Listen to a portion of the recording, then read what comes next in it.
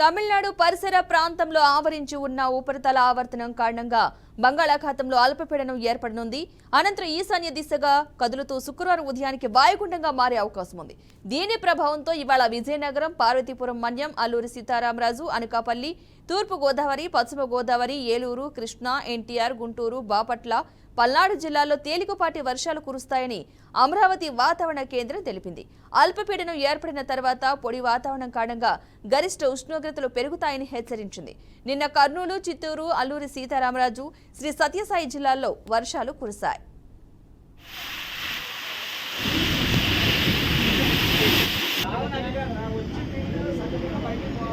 అవునా